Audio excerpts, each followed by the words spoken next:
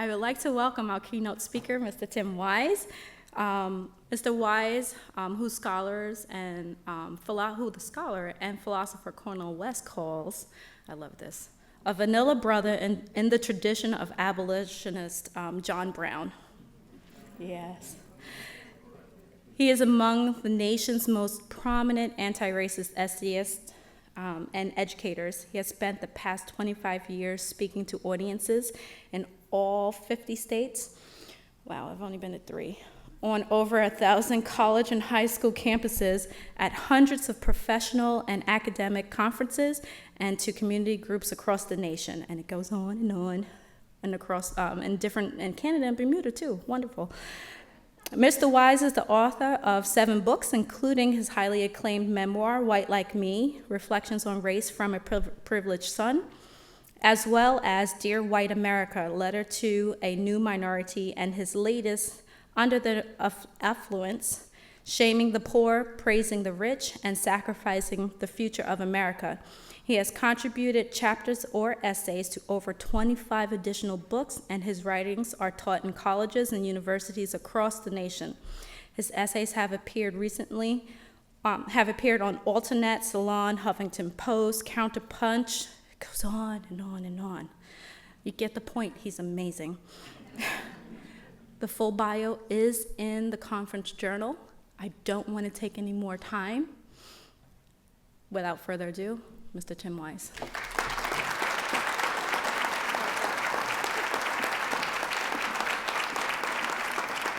Thank you. Thank you so much for the nice introduction, for the amazing conference that you have decided to include me as a part of, and for the work that all of you do, both obviously here at the campus, but also with the work that you do in terms of keeping both the history of the Underground Railroad and its connectivity to the current very much alive for people here in the community and around the state, and really everyone who's reached by your work. So it's an honor to be here. It's also an honor to be in front of any audience that, unlike 2/3 or more of my audiences in a given year, which are mostly at colleges or high schools, it's good to be in front of an audience that doesn't appear, at least, to have been bribed with extra credit to have made the journey. You know, I'm not trying to suggest that you're old now. I'm not saying anything about your age. I'm just saying, as I look out, I don't think that most of you are trying to fulfill some undergraduate requirement in order to graduate. So I appreciate you coming in spite of the fact that you were not bribed with extra credit nor food in most instances. Some of you were at the reception, so y'all were bribed with food. The rest of you who weren't there, don't take it personally. I'm sure they just forgot your name on the list, and they'll put you on there next year. So anyway, it is really good to be here, and it is especially good to be here. I know they've been planning this for more than a minute, and I know the theme was actually chosen probably a year ago, is my understanding. And you know, a lot of things happen in a year. Right? Yes. Right? I remember when, I don't know that I would clap for the stuff that happened. I mean, that's up to you, but if you're clapping for it, this hour's gonna suck for you really hard. It's gonna really suck. I'm just saying, this is gonna be a very difficult hour of your life if you're clapping. And we only got 2 exits, so good luck with that. A lot of stuff happens. You know, I remember when I was told this event was going to happen and it first came up, and I told the agency that I work with, I said, that sounds great, I would love to do it. Yeah, that stuff hadn't happened yet.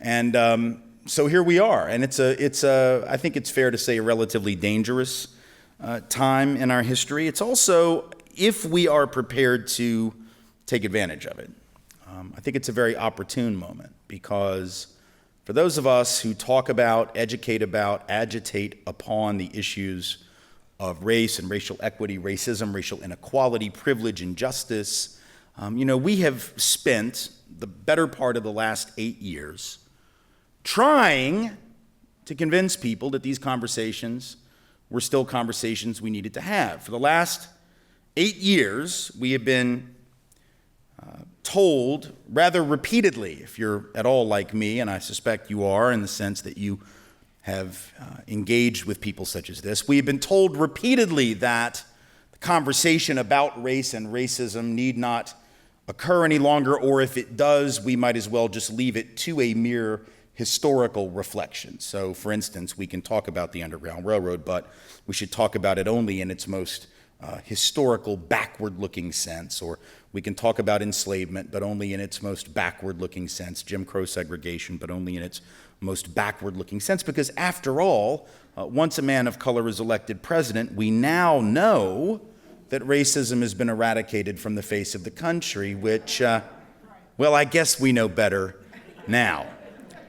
Of course, we should have known better all along, just as I'm quite confident the women in this room did not expect that patriarchy had been eradicated in Pakistan after Benazir Bhutto became the head of state there. She was elected not once, but twice as the head of state in Pakistan. Of course, she has since been assassinated, so it lets you know how much some people loved her. But much as no one would have said that sexism and patriarchy and misogyny had been eradicated there, or in India, or Israel, or Great Britain, or Germany, or Ireland, or any of the other nations that have had female heads of state, I beg to remind you that many have, though we still have not, even as we recognize that sexism had not been eradicated in those places, so too would a thinking person understand that racism had not been eradicated here merely because of the ascension to the highest office, that of a man of color. So perhaps, now that that veil of denial and ignorance has, at least for some, been lifted, we can get down to business and talk about what's real. And I really appreciate the opportunity to speak, particularly for an event that is so focused on the connectivity between the past and the present, the living aspect of history. In this case, of course, the history of the Underground Railroad, but really a much broader and more capacious history than that. And here's why.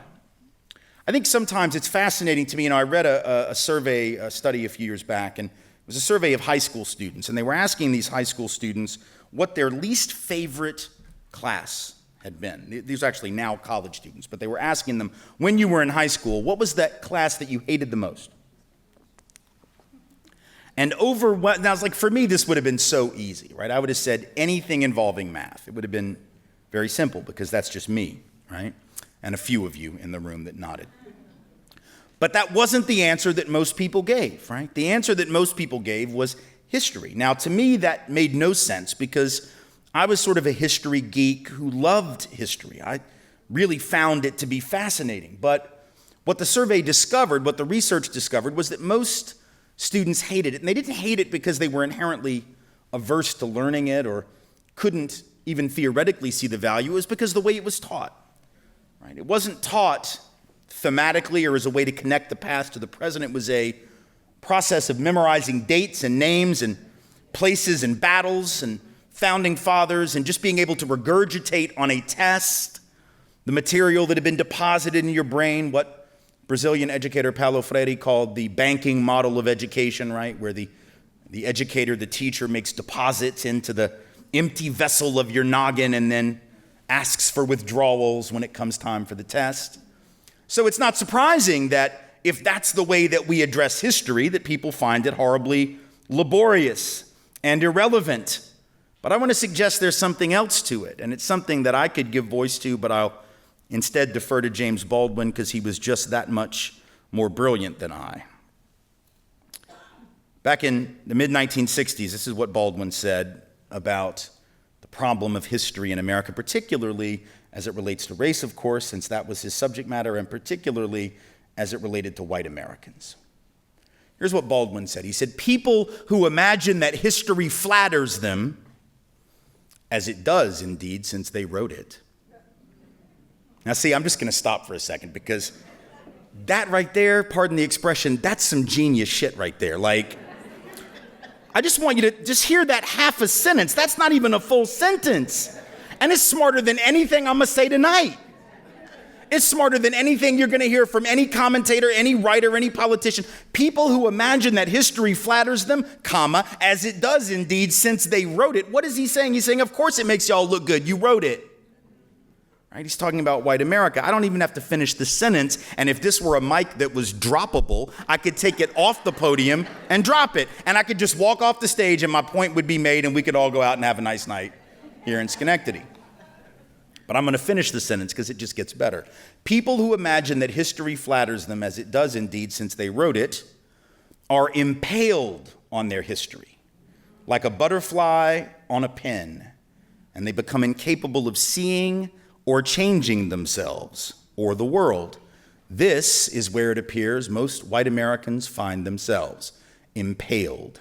They are dimly or perhaps vividly aware that the history they have fed themselves is mainly a lie, but they do not know how to be released from it, and they suffer enormously from the resulting personal incoherence.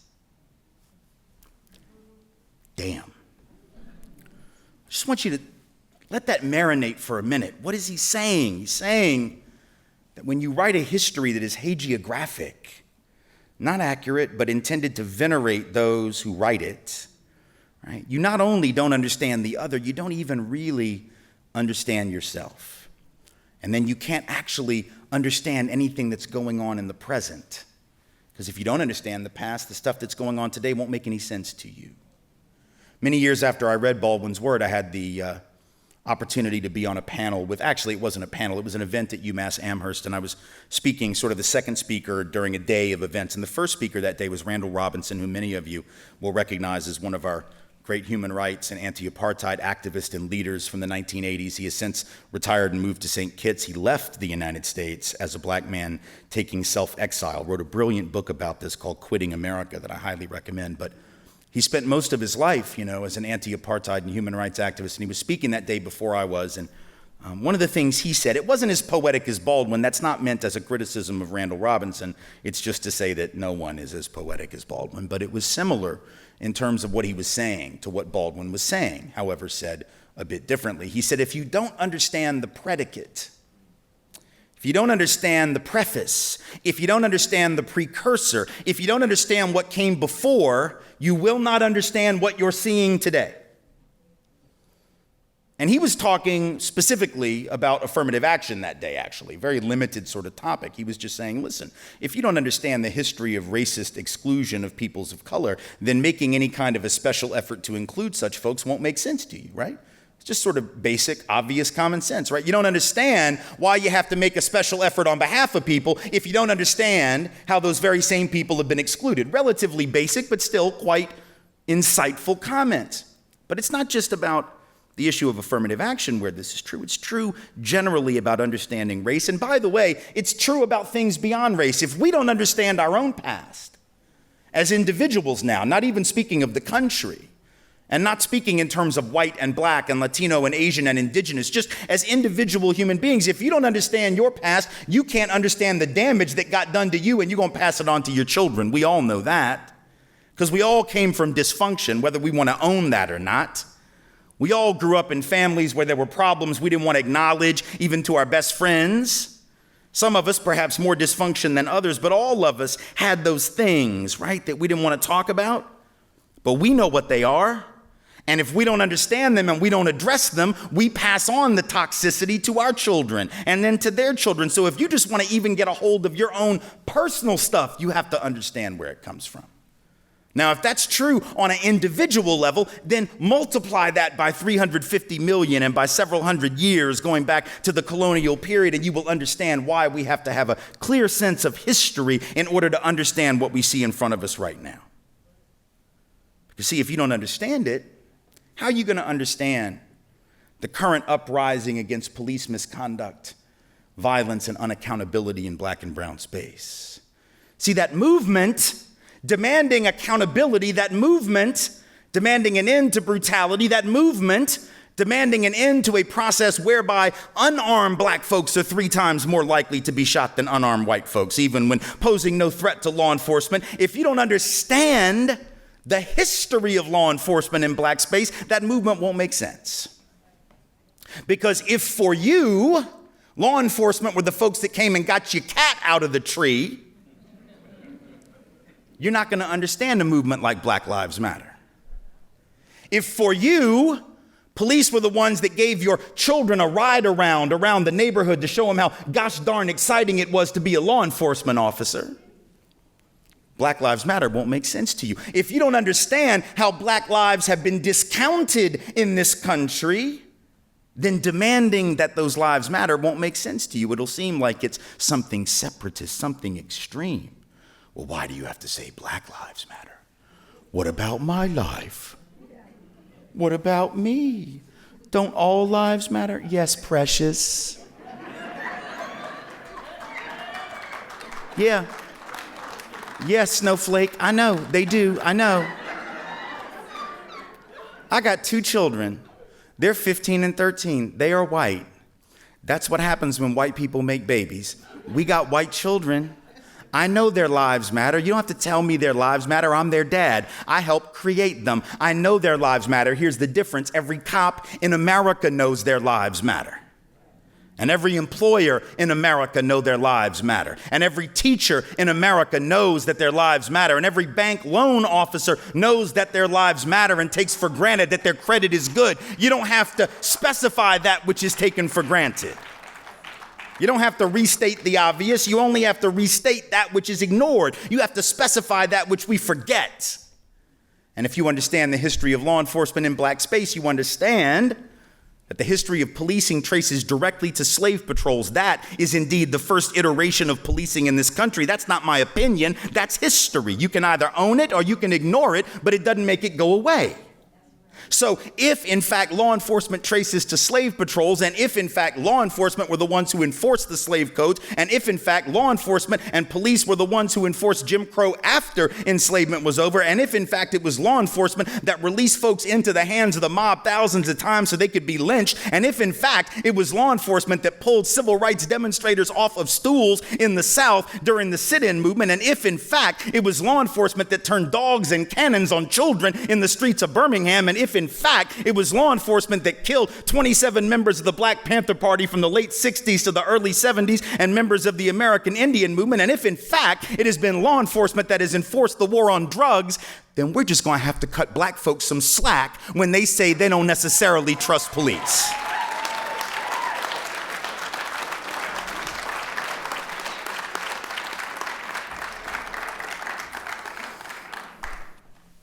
See, because folks learn from their experience, right? That cynicism, that doesn't mean that all police are bad. It's got nothing to do with individual police. You don't take it personal. This is business, as the saying goes. This is about the business of ending white supremacy. It's not about individual police officers. It's about a culture of policing. It's about a culture of law enforcement that encourages even the good cops who see this stuff going down and want to do something about it. They don't feel they can. Because when they raise their voice, they're the ones that get run out of policing. Right? They're the ones who get turned on by their partners for not sticking up for the blue code of silence, the thin blue line where you're supposed to just back up an officer because there are plenty of good cops out there, but they're not allowed to do their job the way they ought to do it, right? Because there's a larger culture and a larger history to which they end up being beholden. I feel very bad for them for that. But the reality is, if you don't understand that history, this movement won't make sense. The anger won't make sense. Folks get all upset, right, when Baltimore burns. Why'd they throw a rock through the CVS? Why'd they throw a Molotov cocktail through a window in downtown Baltimore? What is that going to prove? I don't know. I guess nothing. But isn't it interesting how quickly we are to label that violence, but what we didn't label violence in the city of Baltimore? I'm not just talking about the death of Freddie Gray now. I'm talking about what was done systemically to the people of Baltimore when they came and knocked down black houses and businesses to put the interstate through the city of Baltimore, as they did in city after city after city after city all around this country in the name of urban renewal, which black and brown folks know was actually black and brown removal. Right? 200,000 black residences knocked to the ground from 1950 to 1969. 20% of all black housing in America destroyed to make way for interstates, office buildings, parking lots, and shopping malls in downtown areas. Why is that not violence? It uprooted people, it destroyed their lives, destroyed their livelihoods, but we worried about a Molotov cocktail at the CVS. See, Dr. King told us, right, that poverty was violence, but we didn't want to hear that. Right, that racism was violence, that militarism was violence. We only look at the retail violence, but there's wholesale violence going on. When Johns Hopkins University did a study with your tax dollars and mine, in the 1990s, late 80s, early 90s. He did a study. Y'all probably didn't hear about this because it didn't make the news, see? But they do a study where they decided they were going to try to figure out how do we get rid of the lead, in some of the low-income housing, because that's a real problem, right? We all know that story, right? That low-income housing, not only public housing, but housing in low-income neighborhoods had a disproportionate amount of lead in the paint up until the 70s when it was banned from the paint, but a lot of that paint is still there, and we know it has an effect on cognitive development, has an effect on, all kinds of things, academic development, even has an effect on impulse control, which affects criminal offending, right? So we know lead poisoning is a real problem. Well, in the city of Baltimore, a lot of the apartments and low-income houses were infested with this lead historically, and so they wanted to figure out how do we get rid of this in a cost-effective way, which is what we do in this country, right? We try to figure out how to do it on the cheap. Shouldn't really matter what's cost-effective. People are dying, get the lead out the paint. That's what you need to do. If you got to knock houses down and build new ones, just do it, right? But that's not what we do. We want to find out, well, now we have to do it in a cost-effective manner. So let's do a study and figure out how to do that. You know what they did? They took black and brown families and they recruited them to move into low-income, lead-infested housing and then monitor their blood, right? So they took families and they put them in 3 different levels of housing. Some of the families got lucky. They got put in the housing where they had done sort of maximum lead abatement, right? Where they'd really done a good job, gotten rid of the lead, right? Other families got moved into an intermediary level of lead abatement where they'd sort of done a good job but not great, and others were put in a level where there had been virtually no lead abatement at all. They got bribed to go in there, by the way, with $50 certificates, some food stamps, and some T-shirts. Right? And then they monitored their blood, and what do you know? The folks that were in the most lead-infested housing had the most lead poisoning. You had to have a study to tell you that? You had to have a study to determine that that was damaging to the lives of those individuals. Now, the folks that got lucky and were in the most heavily lead-abated areas, they did all right. They ended up actually being better off than they were before the study began because they had been in some of the less lead-abated places to begin with. So for them, I suppose it was a net win. But for everybody else, there was a spike in their lead and cognitive damage done, right? And that was paid for by us in the name of science. Why isn't that violence? See, why we get mad when it's retail violence and we don't think about the violence that was done to those communities. But see, if you don't know that history, and that's not even ancient history now, that's not 150 years ago, that's not 50 years ago, it's 30 years ago or less. If you don't know that history, then the anger and the rage won't make sense. If you want to make sense of what you're seeing today, you have to understand what came before. It's not just with criminal justice or policing. It's with any level of inequality that you can look around and see with your own eyes. And I think about this not just as a scholar, an activist, an educator, a writer, a speaker. I think about it as a dad, right?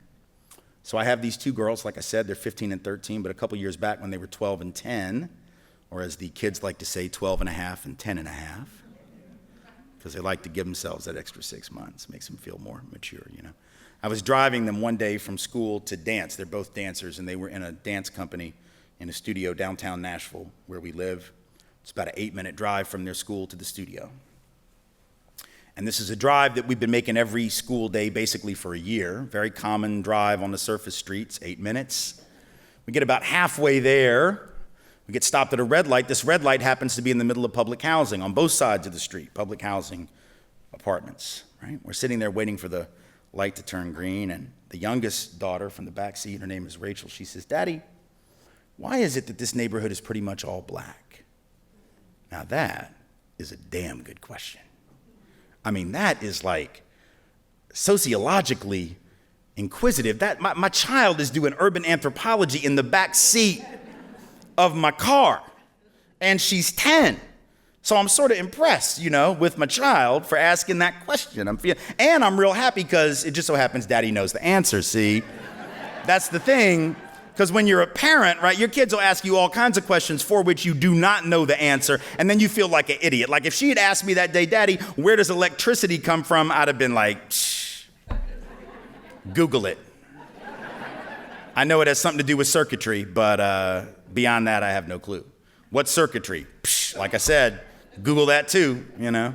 But she asked me about the racial demographic of a neighborhood, and if there's one thing I understand, that's it. So I was like, oh my God, this is great. I'm gonna look so smart to my child, right? So I had this answer. Now I knew I couldn't go like PhD deep because we only had, well, first of all, she was 10, but more importantly, we only had like 4 minutes left. So I'm formulating really quickly in my brain, like the thumbnail 4-minute historical to the present sketch, right? And then something happened that I didn't know was gonna happen. The reason I didn't know it was gonna happen, I'm an only child. So I didn't know that this thing was gonna happen. But if you're not an only child, you will totally understand what I'm about to say.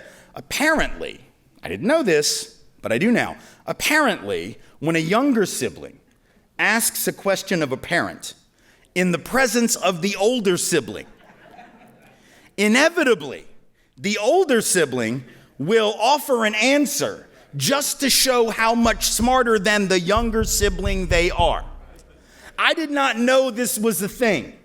It is, I assure you, a thing.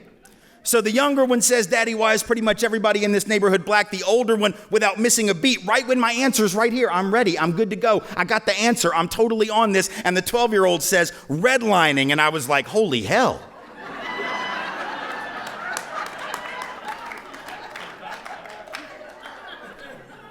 The hell did you just say?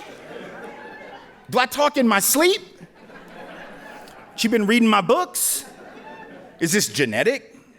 Because that's a really good answer. I was like, where did that come from, my child? I'm very proud, but... And the 10-year-old said, yeah, I don't know what redlining means. And I said, yeah, I don't think your sister does either, but that's a really good guess. She's going to do very well on the SAT with a guessing ability like that, right?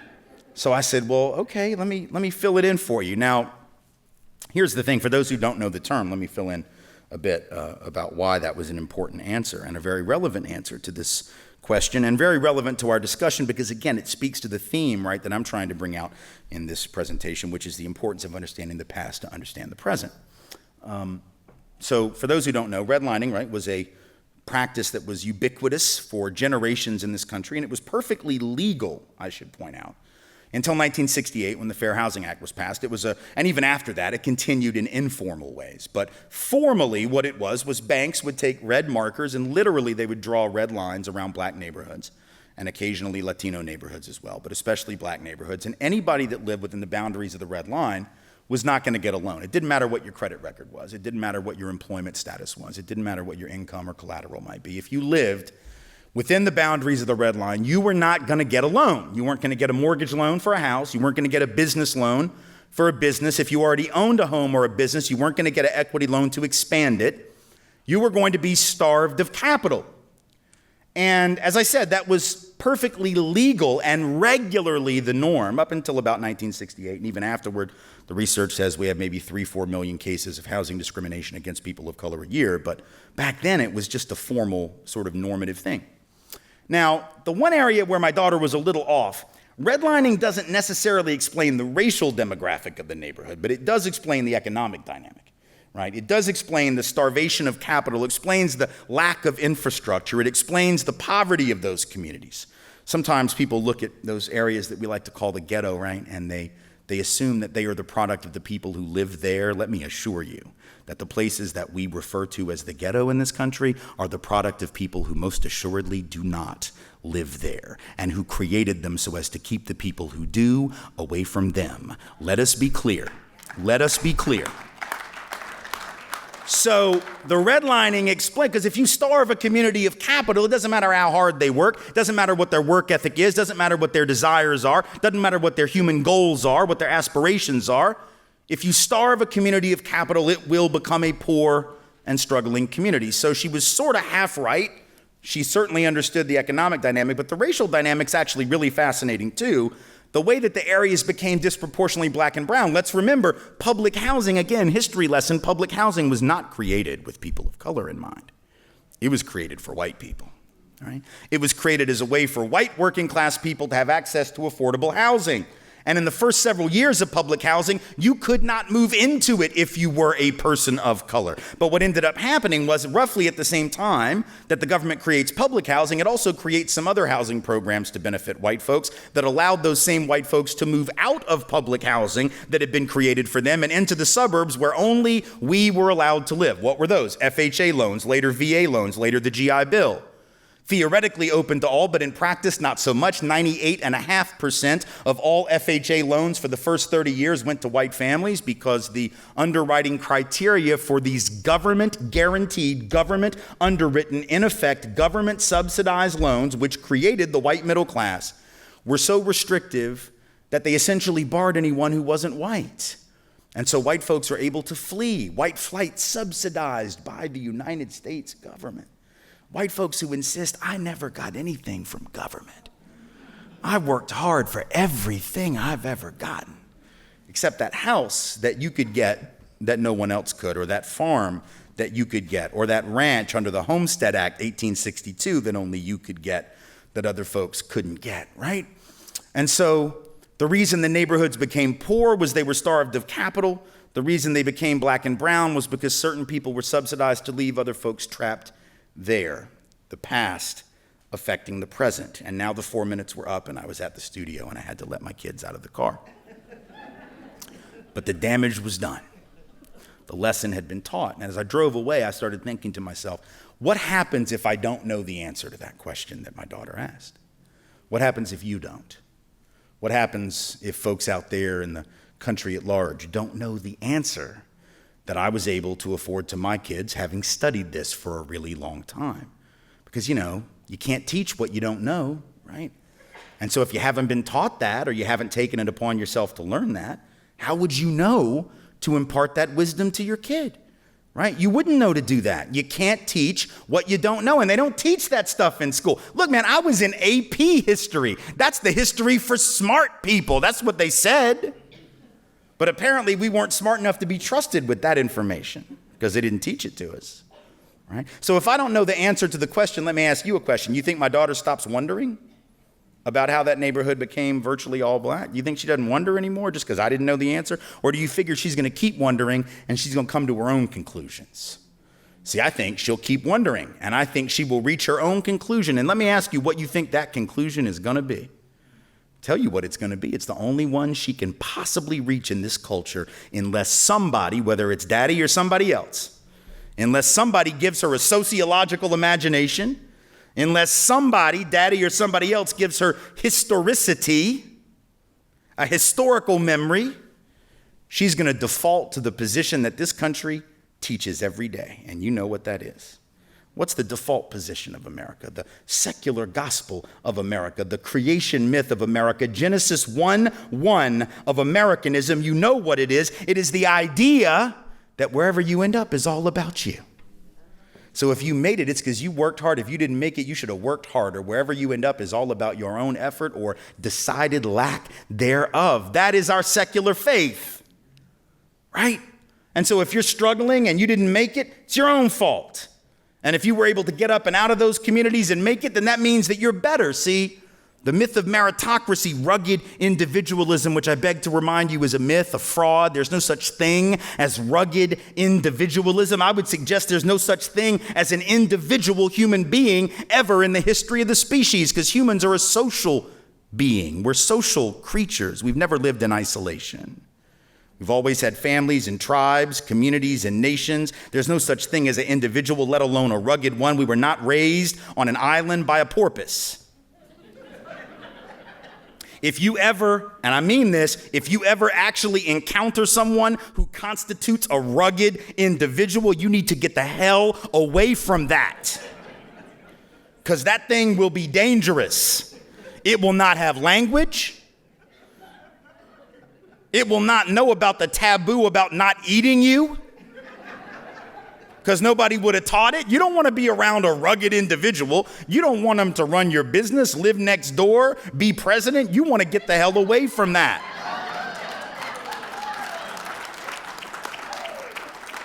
But we believe that myth. We believe it even though we know better. And we do know better, right? At some level, we all know it's not real. At some level, because we all have known people who've worked hard and have nothing to show for it. And we know people who were born on third base think they hit a triple, never had to work hard a day in their life. We know there are some people, I've been told, who got to take over their daddy's real estate empire worth $223 million in the 1970s when real estate in New York City was really cheap and the city was falling apart, and turned it into billions and wants you to believe he's a genius.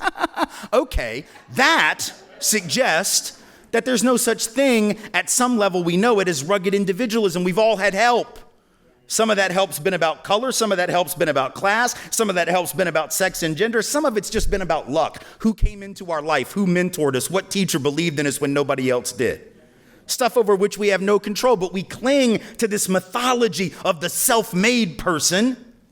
And if we don't interrogate that, and we've all been taught it, if we don't interrogate it, if my daughter doesn't learn to interrogate it, she looks at that community and she says, well, I guess they're here living like this because they just don't have the wherewithal to get up and out of poverty. And I guess those white folks that live over there, they're just better and smarter. In other words, if we don't learn to interrogate the fundamental mythological ideology of our country, we will default to a position that is racist.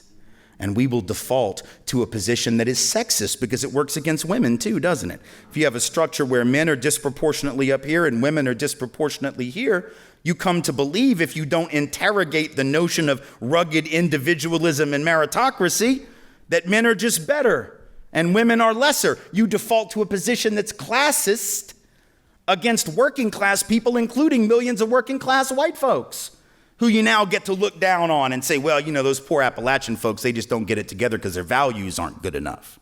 They're pathological, they're dysfunctional, they don't make good choices, right? In other words, if we don't interrogate systems and structures, and if we don't understand history, racism, sexism, classism, inequalities of all kind become easy to rationalize and easy to justify, and then the whole damn thing stays in place. Because you can't take apart that which you won't interrogate, and you're not going to take apart that which you strive to rationalize. And so we end up ignoring the factual information, for instance, that right now, black folks with a college degree, almost twice as likely as white folks with a degree to be unemployed. Latino folk with a degree, 50% more likely than white folks with a degree to be unemployed. Asian Americans with a degree, 23% more likely than white folks with a degree to be unemployed. Our Native brothers and sisters, 2/3 more likely to be unemployed than white folks, even when they also have a degree. We clearly don't live in a meritocracy, but unless we're prepared to interrogate our past and its connection to the present, we ignore data like that.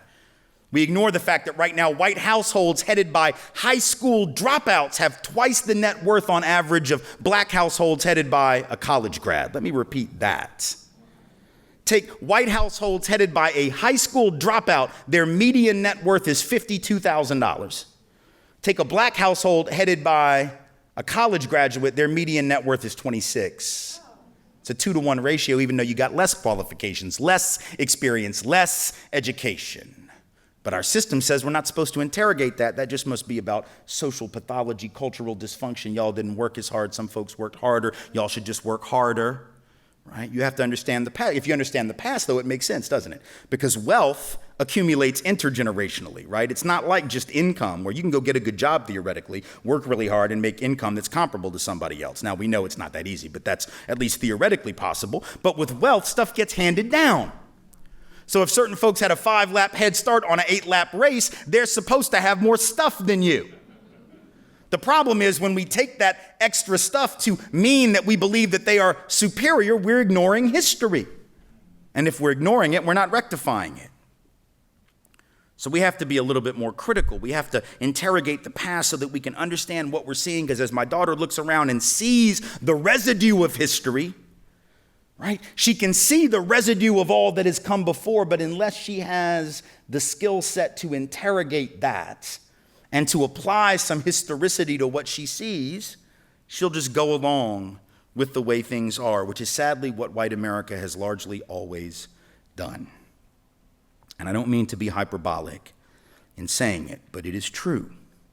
It is so true that even when apartheid in this country was blatant, most of us did not see it. We look back at something like the Underground Railroad. We look back at the civil rights struggle, and there were many white allies in that struggle, many of whom I've learned to look up to as my own role models, and many of whom I've met and who have been mentors to me. But sometimes we look back at that and we forget, because we're so busy wanting to glom on to the ones that make us feel good. We're so busy wanting to hold on to, the Goodmans and the Schwerners and the Liuzos and the James Reeves and the Bob and Dottie Zellners, both of whom I call friends and I'm glad to know as friends. We're so desirous of remembering them, as well we should. And in the case of Bob and Dottie, not just remembering them because they're very much alive, but continuing to honor their work, as with so many others, that we forget how truly extraordinary they were in the larger scheme of things, because the vast majority of white folks, including the vast majority of decent, because I think most people are good people. I think most folks are generally good. Vast majority of so-called good white folks didn't see the problem. When the Gallup organization went out and did a poll in 1963, that's the year before the Civil Rights Act, for God's sake. It's the year of the Birmingham campaign. It's the year Medgar Evers got shot dead in his driveway by Byron de la Beckwith. It's the year that George Wallace stood in the schoolhouse door and said, segregation today, segregation tomorrow, segregation forever. It's the year of the March on Washington, the I Have a Dream speech. That year, the Gallup organization went out and they did a poll. They asked white folks, do you think that blacks are treated equally in your community in housing, education, and jobs? Now, of course, in retrospect, we all know the answer is of course not. It's why there was a movement, for God's sake. It's why we had to have the Civil Rights Act, the Voting Rights Act, the Fair Housing Act. Of course the answer is no, but when Gallup asked the question in 63, 2 out of 3 white folks answered in the affirmative. 2 out of 3 white folks looked around, saw what everybody who was alive then saw on their television every night, and still couldn't figure out what it meant. 2 out of 3 white folks looked at it and said, yeah, I think everything's equal. 1962, Gallup asked white folks, do you think black children have the same chance to get a good education as white children? Now, come on, y'all, it's 62, really? It's not a hard question. In retrospect, we all know the answer. But in 1962, when Gallup asked it, 85 out of 100 white folks said, yeah, I think that their chance to get a good education is just as good as my white child. Now, in retrospect, we can look at that and call that delusional. But let me ask you what you think it means, right? Because this, again, I'm not just pointing this out as a historical point. I never make a historical point that doesn't have some contemporaneous importance or meaning. The reason that's important is it signifies that even when it was blatant, most white folks didn't see it. Not because we're bad people. Like I said, I think most people are good people. The problem is good people don't like to look at the ugly, and they turn away from it, and they run from it, and they ignore it, because it pays psychologically to deny that you're embedded in a system of iniquity and injustice. So 2 out of 3 or 85%, depending on which of those questions you want to focus on, white folks, but in either case, the vast majority didn't see the problem, and it was on television every night. So if we denied it when it was obvious, are we surprised that we deny it now when it seems more subtle? Right? At least to some it seems more subtle, to some it does not. Right?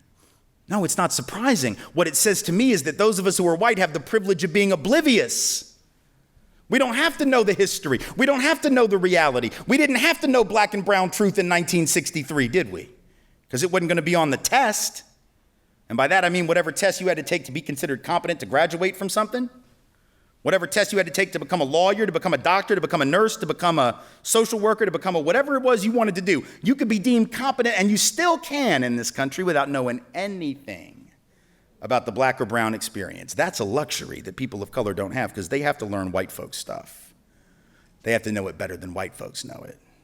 And they have to be prepared to regurgitate it when we ask them to. They have to know white literature, white theater, white poetry, white art. I know we don't call it that. That's sort of the point.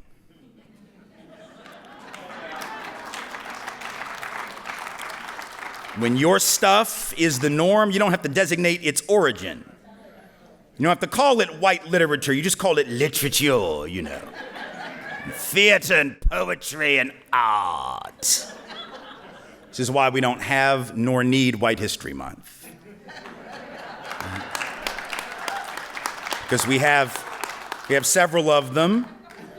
They just go by these tricky names that we've given them to sort of cover up what we're doing. Names like May, and June, and July, and August. Understand what I'm saying? When you're the dominant group, you get the luxury of not knowing other people's stuff, and it has nothing to do with your character, your decency. Please understand, this is not about good people and bad people. This is about how good people find ourselves embedded in iniquitous and in unjust structures and have an obligation to stop worrying about what it says about us as people and decide what it says about us as a country and what we're going to do about it. Because if we don't do this, if we don't interrogate, see, we tell ourselves lies, going back to what Baldwin said. White folks trapped in a history they don't understand, and until they understand it, they can't be released from it. That's another way that he put that longer, more poetic phrase in the same book, Fire Next Time. He said, those people, those innocent people trapped in a history they do not understand, and until they understand it, they can't be released from it.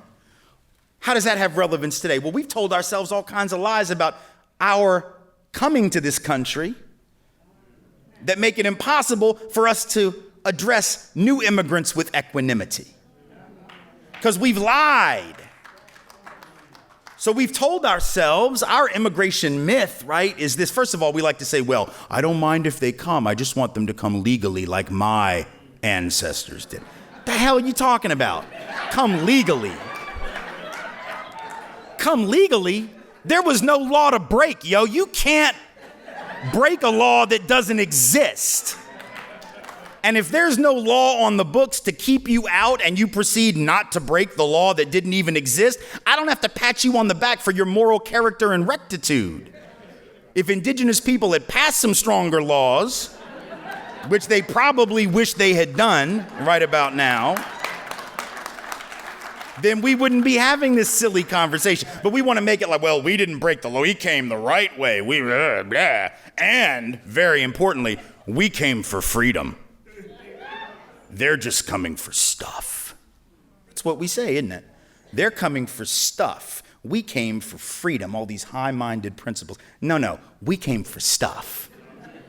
I find it fascinating when the president said on the campaign trail when he announced his candidate, he said, Mexico, they're not sending their best.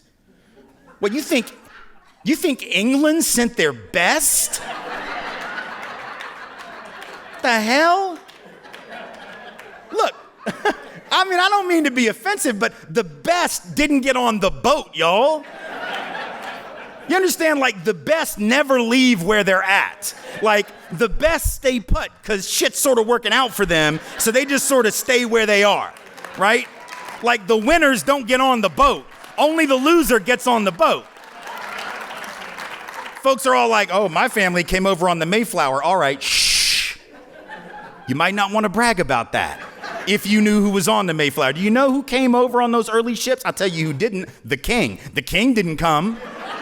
And nobody the king really wanted to have around was on the boat.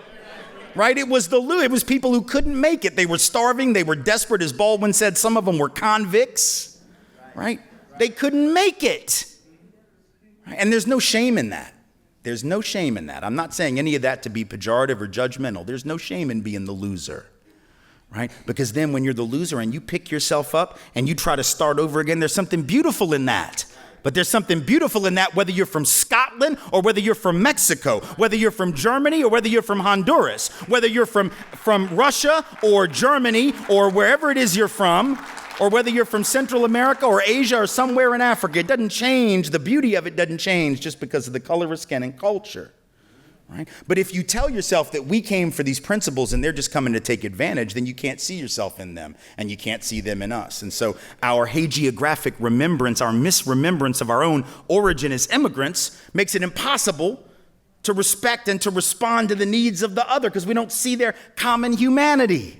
We came for stuff. We came for land. We came for opportunity. We came so we wouldn't die. And I dare say that if any of your ancestors, those of you in the room who are called white in this country, if any of your ancestors had been in a country that was contiguous to the United States, where all they had to do was cross a border rather than get on a boat, I dare say every last one of your ancestors would have done it. They wouldn't have sat there and said, well, my family's starving. And I'm not sure if we're going to make it through the year, but I wouldn't want to break the laws of the United States. Hell kind of nonsense. But see, we tell ourselves this, right? And then we can't see ourselves in the other. But here's the thing I want to close it up with, because I want you to understand the importance of understanding this history and the importance of understanding the past and its relationship to the present isn't just important for those who have been marginalized. Obviously for them it is, because if we don't understand the history, not only do we repeat it, but we rationalize that which has happened. That's been the theme of my talk thus far. But I want to suggest that even for those of us who were technically the winners in this system, technically the ones who benefit from it, at least in the short run, right? I want to suggest that being oblivious to these things that I've talked about is incredibly dangerous. Here's how I know this. Let's go back to that thing I said, that myth of meritocracy, right? That idea, if I just work hard, I'll make it, right? Now, here's the thing. If you grow up hearing that, and we all did to some extent, at least if you're a person of color, you sort of know, right, that it's not that easy. A person of color, almost by definition, growing up in this country, knows it's way more complicated than that. If you have any sense of your own history at all, you tend to know better. But here's the dangerous thing. See, if you're white growing up in this country historically, you sort of had the luxury of believing that, didn't you? You sort of had the luxury of believing, hey, as long as I work hard, play by the rules, keep my nose clean, do what I'm supposed to do, my kids will be better off than I was. I was better off than my parents. They were better off than their parents, right? You had the luxury of believing in mobility. Black and brown folks never took mobility for granted because they couldn't. But to be white in America, and I dare say even to be white and working class in America, was to believe in the notion of mobility. At least horizontal mobility. You know what horizontal mobility is, right? It's my granddaddy worked in the coal mine, my daddy worked in the coal mine, I work in the coal mine, my son's gonna have a job in the coal mine. See? If you're white, you could be in those Rust Belt communities we've been talking about. You could be in Appalachian coal country, and you could believe that all you had to do was play by the rules and do everything right and work hard. And as long as you had a strong back and could lift stuff, as the saying goes, everything would be all right. Now, if you're black and brown, you know better, but if you're white, you don't. Now, here's what happens. You've been told all your life, wherever you end up is all about you. And then what happens? The economy changes under your feet. And now those jobs that you had come to depend upon and believe were yours as a matter of entitlement are gone, right? They're gone because of automation. So those jobs now, they're cheaper to hire robots. Not even you don't hire a robot, you just have the robot do the damn work.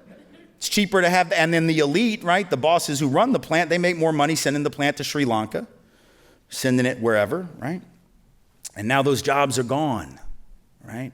Or you work in the coal mines and the coal industry collapses because the biggest coal markets like China right now has cut back its use of coal, so now the market collapses. It's not because of hippies. It's not because of environmental regulations. It's because the people that run the coal mines, who never, by the way, worked in them, right? The people who own the coal mines figured out that it was cheaper to blow the tops off of mountains and then just get the workers to go in that way to get the coal, which is less labor intensive, right? So now all of a sudden the coal economy collapses. All of a sudden a lot of these really good automated, these blue collar jobs are gone. And these are the folks who weren't ready. These are the folks that never had to adapt. These are the folks who've been led to believe that as long as they played by the rules, their towns would always survive. So now you're in pain because you were told wherever you end up, it's all about you. And now you're out of work for 26 weeks, for 52 weeks, for 99 weeks. Now you can't pay for your health care. Now you can't pay for your kid to go to college. Now what do? Because that voice in the back of your head is telling you what? There's something wrong with you. If you were really working hard, if you were really doing what you're supposed to do, you'd have a job, because that's the myth. So now if that voice of self-doubt and shame is eating away at me, what do I do with that? I got to project that onto somebody else. That's Psych 101. And then a politician comes along and says to me, I can take away your pain. More than that, I can diagnose it for you. I can tell you who's to blame, and then I can stop it. They're to blame, these people down here south of this border. Always this border, never this border, just this border, never this border. We're not worried about crafty Canadians, I gather, sneaking in to take advantage of our superior healthcare system. It's just these folk, right? Somebody comes along and says, if we just build a wall, you'll get those jobs back. And I want to believe that if I'm that person, right? Because I've been told wherever I end up is all about me, and I'm suffering right now. And I don't want it to be about me. I want it to be about them. So if I come along and tell you that it's them, you'll bite on that, right? All I got to do is build a wall and the jobs will come back. Really, do you think that's how capitalism works? Anybody in this room thinks that's how capitalism works? You think all of a sudden you build a wall and the capitalists of America are like, damn, I guess I'm gonna have to give everybody a raise. That's not how capitalism works. Capital will always jump borders. That's what capitalism does. Capital jumps borders. It doesn't care about your wall, right? Goods will cross borders. If you allow capital to move and goods to move, but you chain labor to its country of origin, by definition, you've rigged the game against working people and in favor of owners, right? But you just tell them, oh, we're going to build it. And I know that, apparently the president thinks he can keep companies from moving by just sending out mean tweets. Right? You're not moving. I said so. That's, again, not how capitalism works. If there's a boss that can make $40 billion moving the plant to Sri Lanka, it's not like he's all of a sudden going to go, oh, well, I was going to make all that money, but then I got tweeted at by the president, so I guess I'll just stay here. But if you're in pain, and if the myth of America tells you the pain is your fault, you'll latch on to anything, right? This is why it's real interesting. Y'all noticed this maybe after the election, there was an interesting story. First, you've all heard about the opioid crisis, right? Ravaging white rural America, white small town America. It's interesting the words we use, right? Opioid crisis. That's not what we called it in the 70s. When there was a heroin problem in black and brown spaces in urban communities, we called folks junkies and we locked them up.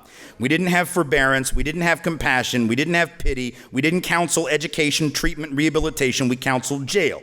Same thing with the crack epidemic in the 1980s. We didn't talk about rehab or education, we didn't talk about forbearance or pity, we threw people in prison. Now white folks are having this problem and we're like, oh my God, we really gotta help these poor people. They're struggling. Indeed they are. Indeed they are. And right after the election, there was an interesting study which found that the communities with the highest percentage of votes for Donald Trump happened to also be communities with disproportionate rates of opioid addiction. Now, I want you to think this through with me for a minute. Please understand what I am not saying. I am not saying that you have to be high to vote for Donald Trump. That is not my argument. Though it is a fascinating sociological question, which perhaps some among you who are scholars would like to do some regression analyses to either prove or disprove, but that's not my argument. I'm not saying that. I'm asking you a real simple pharmacological question. What's an opiate? I mean, what does it do? An opioid is pharmacologically intended to do one thing only: block pain receptors. So if a politician comes along and says, I know you're in pain and I can block your pain, what is that person other than a walking, talking, breathing human embodiment of an opiate? That is where we are in America right now. And if you don't understand, see, what I'm trying to say to you is white folks have an interest in interrogating this system because it's killing us. That research from a year and a half ago that came out of Princeton, which found there had been this inexplicable spike in mortality among non-college educated, working class, middle-aged white folks. The only group that saw a blip increase in mortality. Fascinating, right? Because in an advanced economy, mortality should always be going down. And theoretically it will, unless you have like an outbreak of disease or some natural disaster or some weird thing happen. Normally the rates are always going in a positive direction. And it was for every group except non-college educated, middle-aged, working class whites who saw an excess death number of like 300,000 or something over 13 years. 300,000 people who died who wouldn't have died if the rates of mortality had continued to go in a downward direction, which it had been doing up until the increase. And you know what most of those deaths were from, right? They were from disproportionately suicide, opioid addiction, cirrhosis of the liver brought on by heavy drinking. They were, as they're being called in the media, deaths of despair. Let me ask you a question. Why do you think those kind of white folks, non-college educated, working class, struggling white folks would have an increase in mortality at the same time that non-college educated, working class, black and brown folks did not see that? Their mortality rates continued to decline, even though they were struggling the same way, possibly worse economically. Because some of those folks were hit harder by the recession, let's be honest, than even the white folks were. And yet black and brown folks were continually getting healthier, white folks killing themselves literally and figuratively. Why? Not because they were doing worse, but because they were uniquely ill-prepared to deal with setback, uniquely ill-prepared to deal with the collapse of their expectations. When you are told all of your life that all you got to do is work hard and your life will be a 7 to a 10 and it's only a 5, you have no idea what to do with that. On the other hand, if you always knew growing up that you're going to have to grind and hustle to get to the 7 and you're at a 5, you thinking, well, I'll just work a little harder then. See, this is not, and this is also goes back to Baldwin. He wrote another thing brilliant. He said, I do not mean to be sentimental about suffering, but that man who cannot suffer can never grow up, can never get a sense of who he is. Right? But that man who has to constantly snatch his manhood, his humanity, out of the fires of human cruelty that rage to destroy it, he learns something about himself that no church and no school can teach. And that is a sense of his own authority, and that is unshakable. Because in order to survive, he has to constantly understand the meaning behind the words. He has to learn to read between the lines. If one is constantly surviving the worst that life has to bring, one ceases to be afraid of what life can bring. See, black and brown folks, not afraid right now. And we who are white need to learn from that. If we'd been interrogating this system the whole way, we wouldn't be so knocked off stride looking for answers that aren't really answers. Because let's be honest, what do opioids do? They block your pain receptor, but they don't solve your problem, do they? Right? If you got a crushed disc, they give you opioids to get you through the pain. It doesn't fix your back. You're going to have surgery on that. If you have cancer and they give you opiates, that's nice. It'll block the pain. You are still not going to get rid of your cancer with that and that alone. Opioids don't solve the problem. They mask the problem. If we understood our history and how we've been misled by our history, we might not be in this moment right now. That's what I'm trying to say. But there is good news. And here it is. And then I promise I'm done. I will take my time. Don't worry. As I was joking earlier, I know that guy that ran the Gong Show died this week, but I'm not going to get gonged off or the hook or whatever. I'm going to do what I got to do. But I am almost done. I promise. But I want to end on a positive note because as we reflect on history in this moment of real danger, and it is a real dangerous moment. It's dangerous because we don't know our history and how it affects the present, but it's just dangerous in general. But I want us to keep something in mind. About a month after the election, I went to D.C. I had an event there, and I had the opportunity to go over to the newly opened Museum of African American History and Culture, which if you have not had a chance to go to it, please do.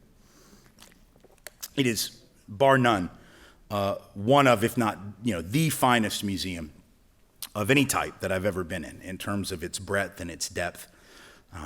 It's been hard to get into for the last several months, but I think the tickets have now sort of opened up. I think as of mid-March they were supposed to. So if you get a chance to go, please do. If you've already gone, go again, because you'll see different stuff every time. But I went, and it's fascinating as you walk through. For those who don't know, I don't want to give too much away, but it's really amazing symbolically what they do. They dug a hole in the ground. It's 10 stories deep, roughly. All right, they created 10 stories down is where the tour starts, right? You go down 10 flights and you start with the middle passage, the beginning of enslavement. You come up floor after floor through the journey of African Americans in this country to the present, and then the glass windows and the light comes in, and it's meant symbolically to represent this rising up against all odds. So just that alone is symbolically quite amazing. But there are these moments, right? You're walking through, and there's amazing stuff in there. Nat Turner's Bible is in there. Emmett Till's original casket is there. There's a statue of Thomas Jefferson, and it's fascinating, right? That it's sort of cloaked in darkness and shadows. And behind him on the wall, on the granite wall, are his words from the Declaration, right? That all men are created equal, endowed by their Creator with certain inalienable rights, among these life, liberty, and the pursuit of happiness, which of course reminds me of something I forgot to say before, but let me say it now. That's one of the reasons that all lives matter isn't a real good answer to Black Lives Matter, because white folks have a long history of saying all and not meaning it, right? So Thomas Jefferson said all lives, right? He said all men are created equal, but he owned 220-something people at the time he wrote it, so he clearly didn't mean it. Just like the Pledge of Allegiance, that last line for over 100 years, right, has been with liberty and justice for all. White folks wrote that too. We didn't mean it. So I just forgot. And I was like, damn, I got to go back and pick that up because that's an important point to make. Back to the museum. There's Jefferson. He's shrouded in darkness. There's his words lit up on the wall. And contrasted with the words and his own body, right, are these sort of shapes. At first you don't know what they are because they're also very dark. And looks like boxes that are stacked, and I think they are. I don't know if they're shoe boxes or what kind of boxes they are, but they're intended to look like bricks. And when you get up close, you see that they are, intended to represent bricks. And there's hundreds of them, and you get up close and you see that each brick has a name on it. And then you begin to realize what these names represent. They are the names of Thomas Jefferson's human property, names contrasted with these beautiful words about liberty and justice on the wall lit up, right? And you begin to recognize something. One, of course, the horror of this system of chattel slavery, but even more importantly, in the context of this museum, you recognize how the collective will of black people and their non-black allies acting in solidarity was able to bring down and to lay low even the strongest and most powerful of white men and systems of white supremacy embodied in that man and in his human property. And then you begin to gain hope again because you realize that black and brown folks have defeated far bigger and far badder than what we face right now. You see, you keep coming through the museum and you see Lester Maddox's axe handle. The former governor of Georgia used to chase black folks out of his restaurant with an axe handle, and you see the footage from the Edmund Pettus Bridge in Selma and the footage from Birmingham, and you realize that a people who were able to defeat Bull Connor, and a people that were able to defeat Jim Clark, and a people that were able to defeat those who took the lives of folks like Malcolm and Medgar and Martin, and who beat not only them and others in the civil rights struggle, but beat within an inch of her life Fannie Lou Hamer in that Indianola jail, you begin to realize that if those folks couldn't stop black people, and if those folks couldn't stop brown peoples, and if those folks couldn't stop their white allies, and I promise you, those in power today who think that they are capable of such a thing have got some history that they too need to learn. I promise you, at the end of the day, like they say in Vegas, bet on black. And I promise you that this history belongs to us who are involved in this struggle and have always been involved in this struggle. Thank you all so very much for being here. I appreciate you.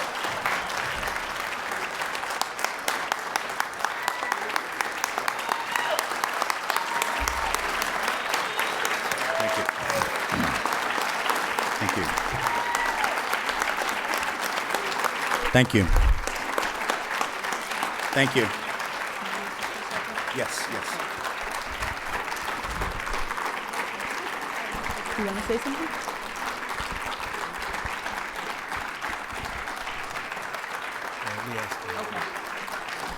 Obviously, we are very moved by what Tim has shared with us this evening. We'd like to open up the next 20 to 30 minutes for question and answer period. However, we have Troy. Are you up there? Do you have the microphones? Okay. Brittany, are you here in the audience? Brittany will have a microphone. And Ricky, would you mind taking a microphone? And maybe if Brittany's on one side. Okay. And Ricky will be on the other. If you have a question, I would ask you, please, in light of respect for the time, the size of the audience, Tim has given tremendously of himself as well. I'm sure he's very tired. Okay, he's good. But what I would ask you to do, though, is be thoughtful in your questions and be as brief and articulate as you can so that we can get in as many questions as we have. I'm thinking, Ricky and Brittany, would it be best for people to stand if they have a question or just raise a hand? If you wouldn't mind, if you have a question that you'd like to bring out at this point, please, if you would stand then so Ricky and Brittany can find you and bring the microphone to you. Therese want to say something about your books? I'll mention it. So Okay. we're going to have books out there somewhere once we're done. Okay. And I'll be happy to, obviously be happy to sell you one, but, of course, and sign them. And if you already have a copy of one of my books, I'll be happy to sign that too. And we'll do that after, but we're going to do some questions. If you're physically able to stand to get the microphone, feel free to do that. If not, raise your hand. They'll bring you a mic, and we'll go from there. May we make a quick comment for you? If you're asked where electricity comes from, you may say Schenectady, New York. I'll do. I know, yeah. I realized after I said it that that joke works better outside of Schenectady, where it's like, it's GE, fool. It's right there. I know. I saw it coming in. I didn't know it, but I saw it coming in. So, Anyway, thank you all so much. So if you have a question, we got 2 mics. We'll get them to you. Okay, great. There you go. First, thank you. You bet. That was very powerful. This is my question. I've been a bit demoralized as of the last 6 months. Is there a strategy that you suggest to reach the white voters, the Trump voters? Yeah. Oh, okay. Yes, I suspect there is. I'm not going to claim to be the holder of that wisdom, but I will say this. First, let me be very clear. I think we're in a bad state of affairs if we start off assuming that we can reach everyone. I think we got to be honest. There has to be some parsimonious selection of targets, if you will, right? And I think there is a core of people within that coalition that gave us the current situation that are probably they're not reachable by normal political means. I think most people are reachable if they experience a big enough crisis. I mean, I know people that have come out of the white supremacist movement and neo-Nazi movement and now are anti-racist activists, so they clearly have come a very long way. But what I also know about them is that they weren't persuaded by any good article or book or speech or some logical articulation of data and statistics and history. They had to have a personal crisis that brought them around. And the odds of you giving them that come to Jesus moment, so to speak, is incredibly limited. So there are certain folks that I don't think we want to spend an inordinate amount of time trying to convince. But I do think that there is another group of people within that larger group who are hurting, whose pain is quite real, and I'm willing to make a deal with them. But now this is the important thing, and this is what doesn't get said enough, because there are a lot of folks right now who want us to pander to them. Not willing to do that. Not willing to pander to people's pain when they never were willing to acknowledge the pain of people of color suffering at least as much or more. So I will be more than happy to meet them in their pain, but there must be reciprocity, and they must be prepared to own what they have done, because there are consequences for actions. And when you vote to empower someone who tells you what he intends to do to others, and frankly to you, then you got to own what you did. And if you're willing to own what you did, then I'll meet you. But my concern is there are a lot of folks who are not. These are the folks that are like, well, I didn't think he was really going to try to take away my health care. Well, told you he was going to do it. It's like going to a pizza party and getting pissed that all they're serving is pizza. Like, you should have read the flyer, you know? It's like that was obvious what he was going to do. So I want us to reach out, but I want us to also, there has to be a reciprocity. There has to be a realization that the thing that has disempowered these white working people, you know, is not only that it's not Mexicans and it's not black folks, it's not working class peoples of color, it's not foreigners of any kind, it's not Muslims. It is the mythology that they have imbibed for so long that has kept them divided. It's that divide and conquer that rich white folks have been playing with for 400 years. It's how they divided white and black folks in the colonies by creating the white race, which wasn't a thing. You know, white folks were not a thing. Europeans didn't like each other. We'd spent most of our history killing each other. And then the elites in the colonies create whiteness as a way to divide working people from one another and make these piss-poor peasants and indentured servants think that they're on the team with landowners. And then all of a sudden, these piss-poor peasants are like, oh, well, I guess I'm on the team with the landowners, so I won't rebel anymore. I won't join with these black folks to overthrow aristocracy like I was doing last year, because after all, I'm on the team. And then the elite and the Confederacy, same thing. They said the reason they wanted to break away from the Union was to protect white supremacy and their interest in slaves, but the rich didn't want to fight the war. They got poor people to do it by tricking them, by telling them, hey, if these people get free, they're going to take your job. No, they already got your job. That's the point. You got to charge $1 a day to work on the farm and they can get the black person to do it because they own them. Guess who got the gig? Free got the gig. That's how that works. So in a sense, these working class white folks would have been better off joining with black folks to overthrow that system rather than going along with it. But they got suckered by what W.E.B. Du Bois called the psychological wage of whiteness. the idea that I might not have much, but at least I'm not white. So is there a core of people who can be led to understand how they've been suckered and tricked, how we all have been? Yeah, I think so. But we're going to have to connect those dots historically, because I think sometimes we think that every iteration of that is new.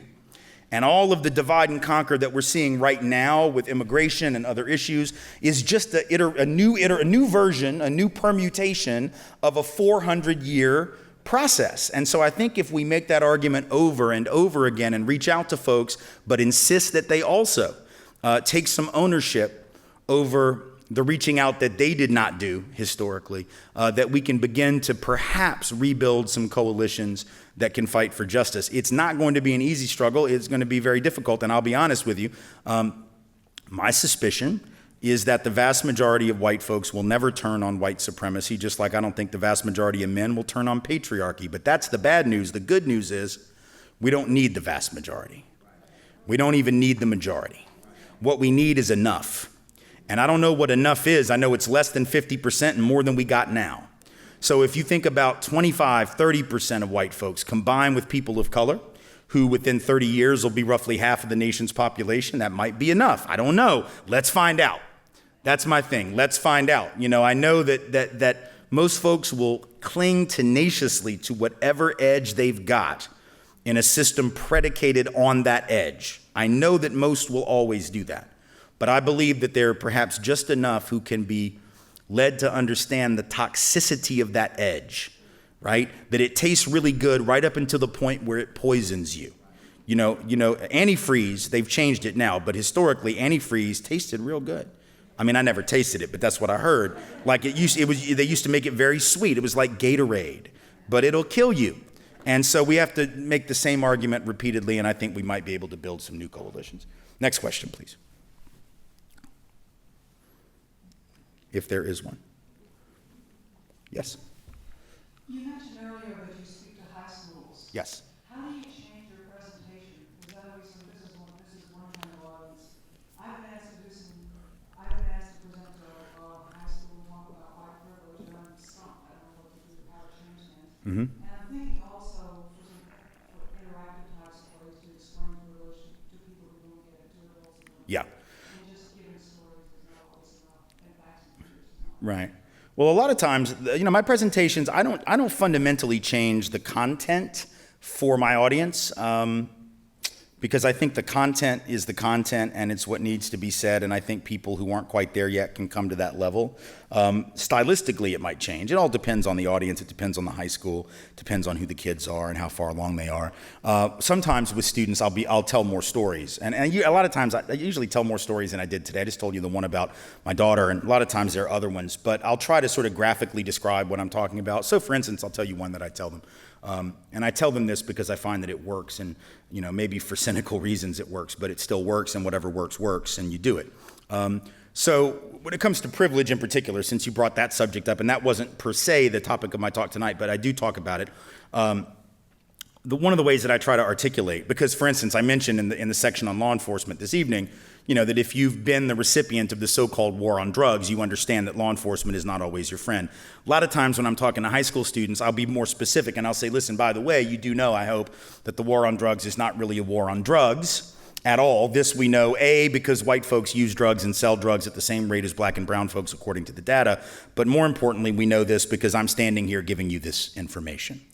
And then when they're wondering what I mean by that, I tell them, well, because if the war on drugs were actually about drugs, I'm not sure who'd be giving this speech, but it wouldn't be me because I'd be in prison. And now they're very intrigued, and then I tell them the story. And I can tell them the story because the statute of limitations has expired, and they can't do anything to me. So here's the story, thumbnail sketch, very quick. April of 1987, I'm headed back to Tulane in New Orleans, where I was a college student, headed back from a debate trip to University of Texas at San Antonio. I'm in the car driving a rental car back to New Orleans from San Antonio. It's me, my debate partner, another two-person team, and the coach in this rental car. We get stopped in Gonzales, Texas. I'm driving 13 miles an hour over the speed limit, get pulled over. And I'm very nervous, and I'm nervous because I know what's in the car, other than debate evidence. I know that in the briefcase of my debate coach at that very moment is 1.5 ounces of weed, an 8-ball of cocaine, You can Google that if you don't know what that is. About 12 sheets of acid, and about a dozen hits of ecstasy. Suffice it to say, this is not what you call drug possession for personal use. One could not use all this oneself. Indeed, my debate coach would deal this stuff on the debate circuit. He would sell to both other coaches and other debaters. And I know that that's in the briefcase as we get pulled over. I'm not sure if my partner knew, and I'm not sure if the other team that was in the car knew, but my coach and I, we certainly knew. And the cop comes to the window, and he puts the light in the window, and, you know, I'm starting to sweat already. I'm very nervous, looking for my license to give to him. I can't find it. And I'm flipping through, and probably took 30 seconds, but it felt like it took 30 minutes, and I can't find it. And he can tell I'm nervous, and he can tell I'm having trouble, so he says, would you like to come back to the cruiser and sit in there and find it? The light's a lot better. And I'm like, okay. So I get out of the car, and I go back to his car, and he was right. The light is way better in the police cruiser. So I'm sitting there, and I'm flipping through all the little plastic folds, you know, credit card here, social security card there, blah, blah, blah. A couple pictures of girlfriend or whatever, and still can't find the license. Now I come across my fake ID, which he sees. And he goes, isn't that it? And I'm like, no. I don't know what that is, but it's not my license. I think it's an art project. I don't know what it is. And he goes, are you sure? And I'm like, yes. And he starts to reach for it. And right as he's reaching for it, I find the license tucked behind a fold in the wallet that I didn't even know was there. I pull it out. I'm like, here it is. He goes, are you sure that's it? I said, yes, I'm sure. He takes it from me. He writes up the ticket, gives me a $78 ticket, and sends me on my way. Now, suffice it to say, if you believe, if anyone in any of my audiences, including the high school ones, believes that that car wouldn't have been searched if I'd been black, or wouldn't have been searched if I'd been Latino, or wouldn't have been searched if I were anything other than white, then they're just not paying attention. Not just to my talk, but to life in general. Because if I'd been a person of color with that level of nervousness, where I clearly have a fake ID that the officer saw, recognized as a fake, knew I was lying to him, he's gonna search that car, he's gonna find those drugs, and I'm gonna do 15 to 20 years in prison, because that would have been the punishment at that time in the state of Texas. In other words, it is literally a white privilege that I'm standing here. It is literally about whiteness that I'm here at all. And so I tell stories like that because the young people get it. And they understand it. And I think if we can pick out stories from our own life, and again, this is not about like feeling guilty. I'm glad I'm not in prison. I mean, I'm glad. And I don't think anybody should go to prison for drugs, frankly, particularly when you got a handful of rich white men in Colorado, Washington, and Oregon who are becoming millionaires, selling the very same product that black and brown folks are still going to prison for. But the white folks had a dad that could get them an occupational license and some startup capital, So I tell them stories like that because I think if we talk about our own lives, it's not about feeling guilty. It's about saying, how do we find ourselves where we are? And every one of us has got a story. And it's not just about white privilege. It might be about male privilege. It might be about class privilege. It might be about straight privilege. It might be about able-bodied privilege. It might be about, like I said earlier, just luck. The fact that somebody came into your life. I remember this young man I met at an event in Danvers, Mass. He was at a Catholic school there, St. John's Prep. And I was speaking to his high school class. He's a 16-year-old kid. And I did this short 30-minute thing on white privilege. And at the end, he was really not having it, And he said, I have a question. Are you saying the only reason that I'm where I am is because I'm white? And I said, no, man, that's not what I'm saying. And he says, oh, okay, well, I just want to make sure because, my dad worked really hard. My dad worked, 60 hours a week, every week. We never took vacations. He was never home on the weekends. I barely saw him, sometimes for days at a time. Worked in the mills just so his kids would have a better life. He goes on and on and on about his dad, right? And I let him do it because he needed to talk about his father clearly, and I wasn't going to interrupt him. And by the time he finished, about 3 minutes later, I said, that's extraordinary. And I said, I hope you are really clear on how grateful you need to be for having had that father. That's really fortunate because I didn't have that dad. My dad was an alcoholic and an addict who emotionally and verbally abused my mom and by extension me and tried to commit suicide when I was 16 years old. So I didn't have that dad. I said, you're really lucky. He goes, oh, I know. I'm totally lucky, I know. And I said, good, because here's the thing. Your dad sounds amazing. In fact, your dad sounds so amazing, I think that St. John's should immediately offer him enrollment in their school. And he said, what? My dad's 58 years old. He's not going back to high school. He already graduated from high school. I'm like, yeah, no, I know. It's just that you just spent the last 3 minutes telling me and totally convincing me about how awesome your father was and all the effort that he put forward so that you could be here. You, my friend, on the other hand, are 16. You have done nothing. And I don't mean to be rude, but your last terminal degree was an 8th grade diploma, and I ain't impressed. So please understand that when you tell me about your parents' hard work, all that you're telling me is that you somehow believe that you earned your parents. Now, do you in fact believe that in a previous life you did something to deserve these parents? And see, we were at a Catholic school, so I know the answer was going to be no. Because if you don't believe that, then what you've told me is nothing. It isn't about whether or not you are or your parents didn't work hard. I have no doubt that he did, but you have now inherited the benefit of that, and that's got nothing to do with you. I can maybe convince you that his work was about whiteness because, you know, there were black folks who couldn't get jobs in those mills, certainly not union jobs. So as a matter of fact, I could argue that whiteness was implicated in his dad's opportunity, but even without getting into it, let's just talk about it as just luck. You got born to the right dad. But there are black and brown folks in Dorchester, and there are black and brown folks in Roxbury, and for that matter, there are other white folks who didn't get that dad, and through no fault of their own, are starting 5 laps back. So we just have to be honest enough to tell the truth about how we got from here to here, because every one of us had help. None of us did it on our own, and once we're humble enough about that, it's real hard to look down on other people.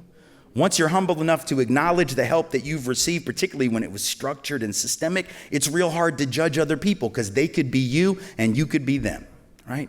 Next question, please, real quick. Yes? How do you respond to calls for reparations for the historical injustice? I think the quicker it happens, the better. And the way that I respond to them is to say this. I think that we as a country have done all kinds of things to help people who we believe deserved help. We built the white middle class with those FHA loans, those VA loans, that GI Bill. We rebuilt our enemies after World War II with the Marshall Plan. So we spent a lot of money to help people who we hadn't even marginalized.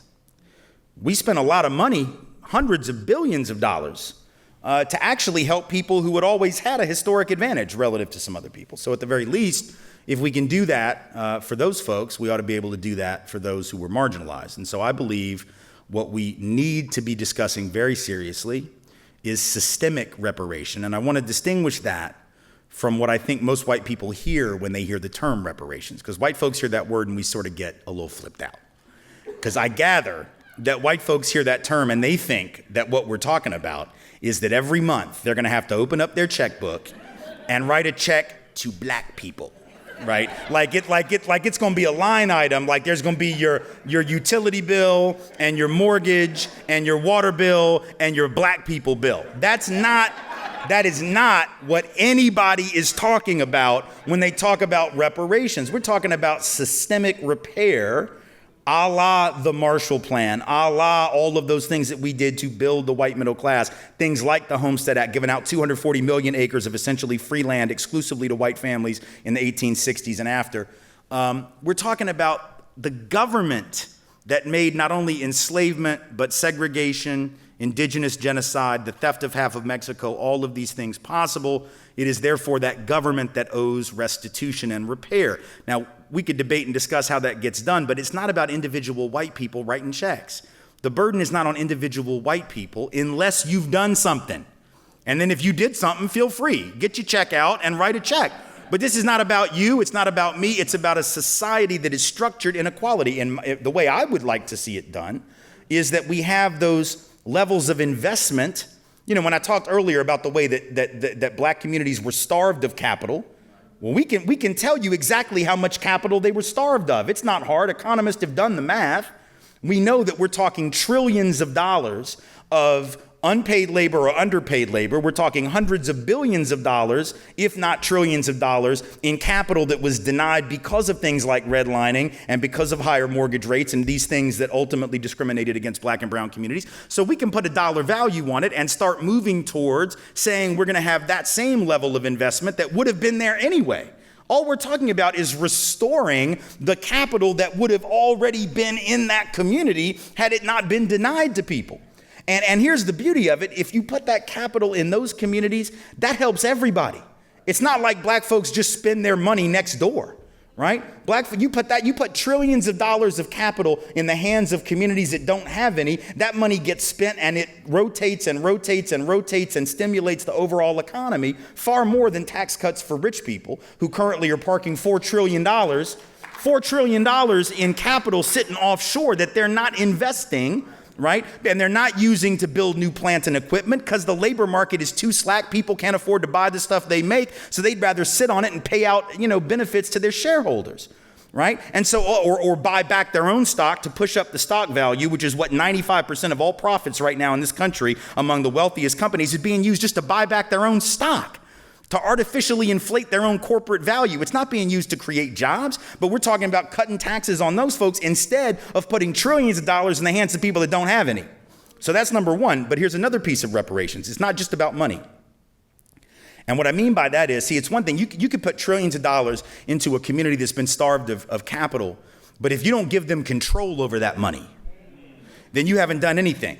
If that money is still going to be in the hands of state legislatures and mayors and city councils that may or may not reflect the interest of the community, then that's not going to help. So one of the things I think we need to do is also talk about self-determination and autonomy. Now, what do I mean by that? What I mean by that, let's think about it in terms of education and let's think about it in terms of law enforcement. We'll do law enforcement first. In light of what has happened in the last several years in terms of conflicts between communities of color and law enforcement, it seems to me that I hope we're learning that body cameras are not enough because folks just turn them off. Right when it gets dramatic. Oh, it wasn't on then, the battery died. Okay. And cameras on the cars are not going to be enough. Better training is not going to be enough. Learning de-escalation tactics, though important, is not going to be enough. Having trainings on how to deal with folks with mental illness is important, but not enough. We really need communities to be able to decide who's going to police their own streets. And I don't just mean community policing. See, that's the term that we throw around that we like to use. And the whole idea is people get out and they get to know the people. But I'm saying we got to go further than just that.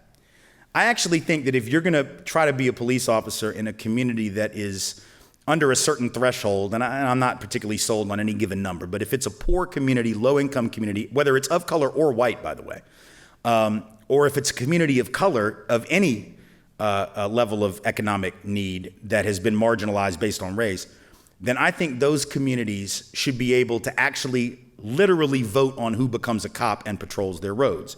And how we do that is we say, if you want to be a police officer in that community, you're going to have to spend the first 90 days, 120 days, whatever it is, in a probationary period where you're getting paid, but you're not able to arrest anybody. You're going to spend that first 3 or 4 months walking the beat, knocking on doors, talking to people on their porch stoop, talking to them in the barber shop, talking to them in the coffee shop, meeting them in the McDonald's, going to their church, going to their mosque, going to their school, talking to them on the corner, getting to know what it is they need, asking them, what do you need from us and what do you not need from us, and getting to know them.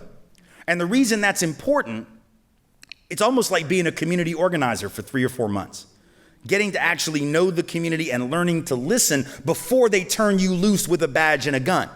And then at the end of that 120 days, the people in the community get to vote on you in a plebiscite that only they participate in, where they say thumbs up or thumbs down. And if you make yourself humble enough in the 3 or 4 months that you're out there, that you actually get to know people and you don't come off like an aggressor or an occupier, they're going to give you the thumbs up because they know you now. And if you come off arrogant, like you know what they need and you don't listen to them, they're going to give you the thumbs down. And everybody's going to be safer under this arrangement because ultimately, not only will the people be safer because these individuals have gotten to know them, these cops have gotten to know the people and realize that they're not gangbangers and they're not criminals and they're not bad folks, but the cop is safer too. If I was a police officer, I would want that, because now you're going to see me on the street and you're not going to think that I'm an occupier who's just there to break your head or throw you in jail, because I showed you the pictures of my kids and you showed me the pictures of your kids, and we've been talking about your hopes and dreams and aspirations. So you do that and you allow self-determination as part of reparations. Now we're talking about something. Same is true with schooling.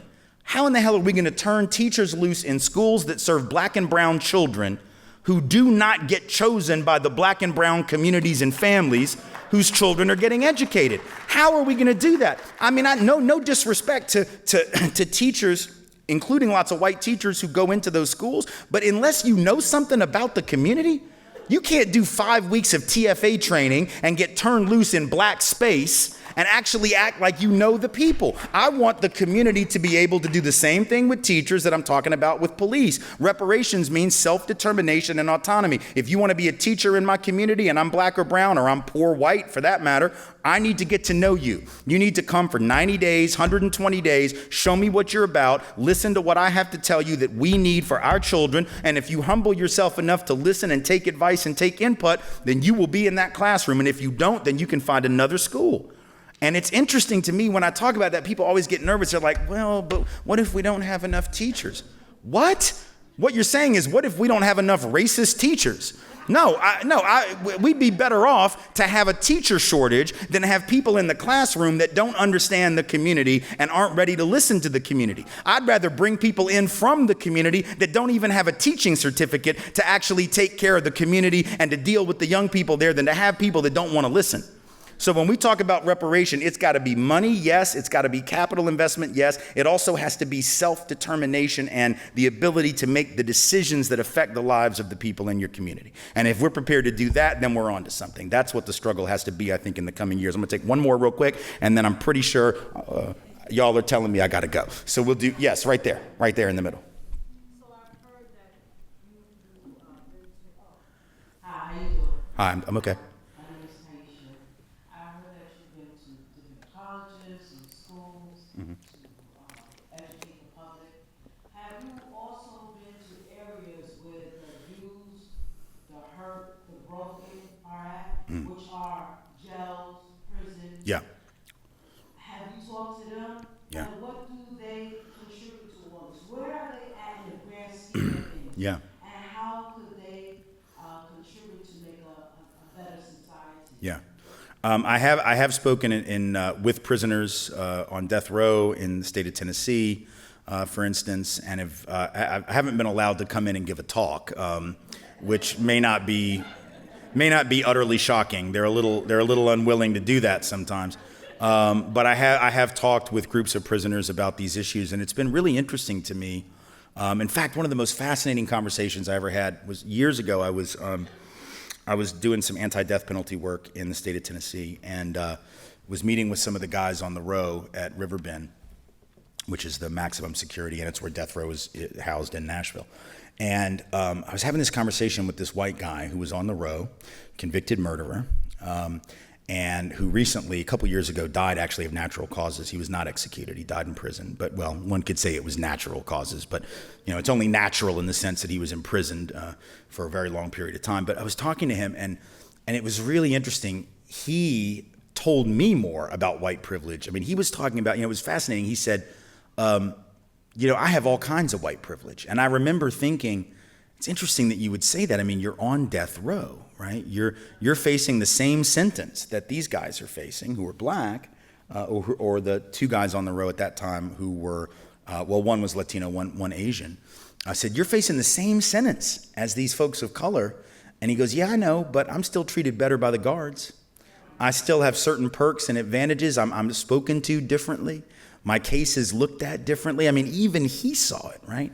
And so for many years after that, I would tell his story as a way to say, look, man, for those white folks who don't see white privilege, if the dude facing execution sees it, then you need to see it. Like, he's telling you it's real, and he's on a death watch, basically. They have got so much amazing insight, the folks who are either on lockdown now or who are ex-offenders, as they're called. And those who were trying to reintegrate after being released. we really have to begin to hear their stories because they have so many amazing stories. A couple of years ago, I was on this, it was weird. It was like this, it was a cruise, but it was like an idea cruise. It was like a TED Talk at sea. It was weird. It was weird. And I got asked to do it because they called me up and they're like, would you like to talk about white privilege on a cruise ship? And I was like, psh, yeah, like, of course. Like, the irony couldn't be better. And it was going to be like the easiest talk I ever gave. I'm like, I'm just going to get up with the microphone, eat a shrimp, and go this right here. And then that would be my whole talk. But then I figured I had to do more, so I did. But what was amazing about that cruise was who was on it. I mean, first of all, there were all these like tech industry titans, like the CEO of Google was there, the CEO for at least the next couple days of Uber was there. A lot of really big name people were on the ship, but then also like Harry Belafonte was there and John Legend was there. I mean, it was insane that people that were on there.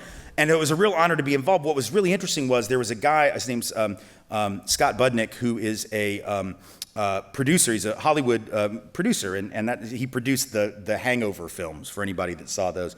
Yeah, well, whatever. But, the first one's pretty funny, I have to say. But so Scott, after he made all this money doing these films, which are just silly, Hollywood comedies, he made a ton of money, and he invested a bunch of that money in doing work particularly on juvenile justice in the state of California, and working to overturn the California laws, which at that time allowed juveniles to be incarcerated for life. And they did actually repeal that a few years ago, and he was very much behind that, put a lot of money behind it, started doing all this ex-offender work, created an organization for ex-offenders to go and tell their stories, but not just tell their stories like in the scared straight kind of way, which is what everybody wants, like go tell the young kids how terrible it is to be in prison and scare them to death, which doesn't work.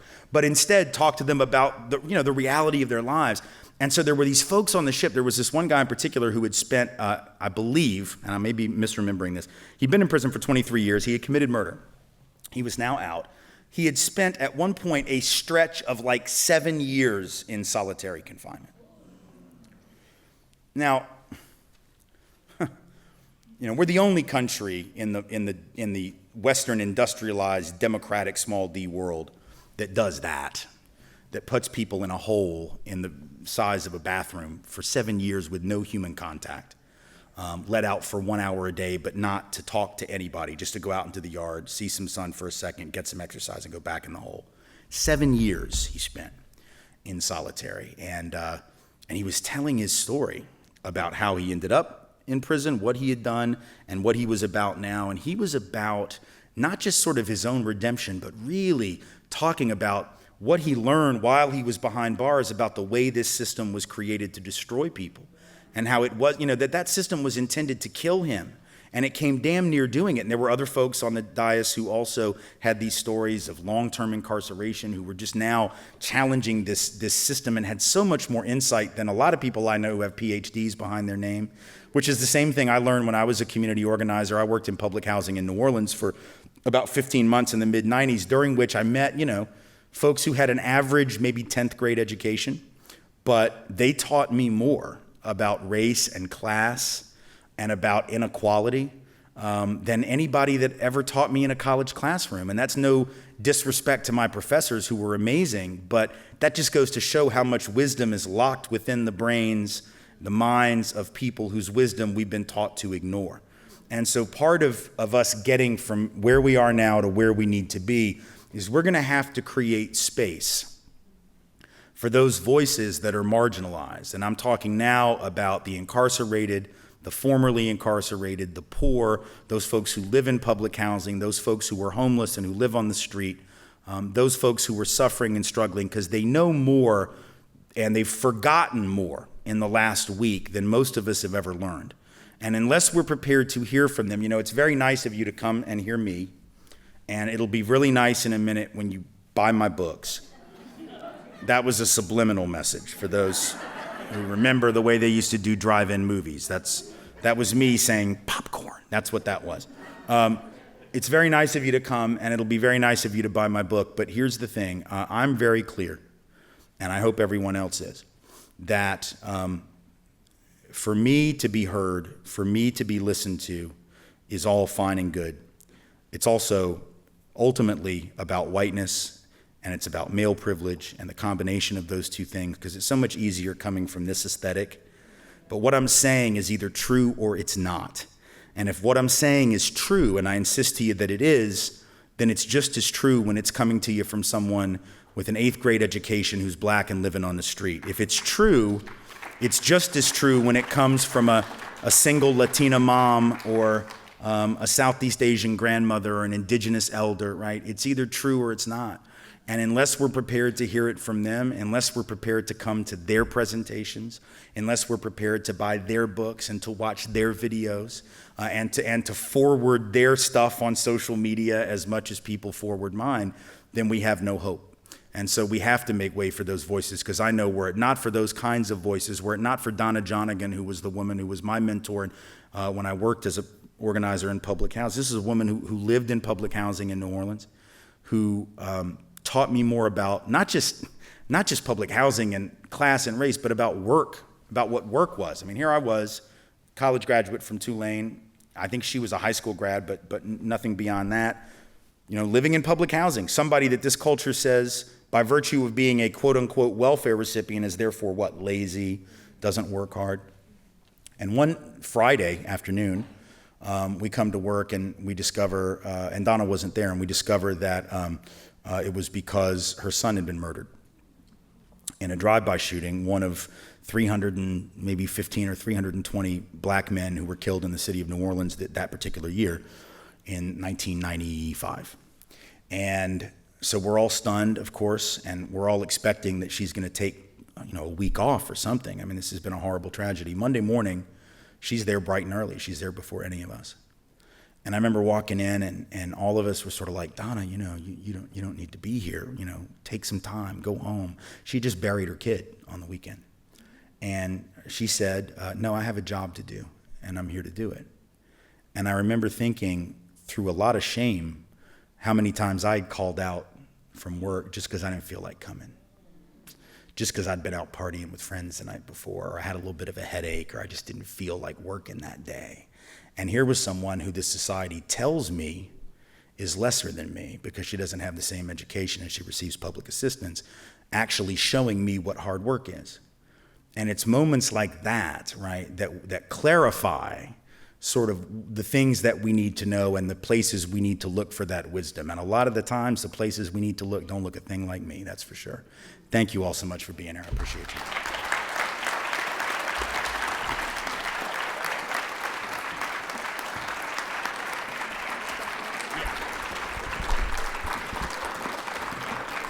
Before you all do leave this evening, I'd like to close our evening proceedings with the following. You'll find it on page 3. Changes will not come if we wait for some other person or some other time. We are the ones we've been waiting for. We are the change that we seek. So if we can take President Barack Obama's words and go forward with them, with the wisdom that's been shared with us this evening, the wisdom that you have in your own lives, and be the change that we need to be.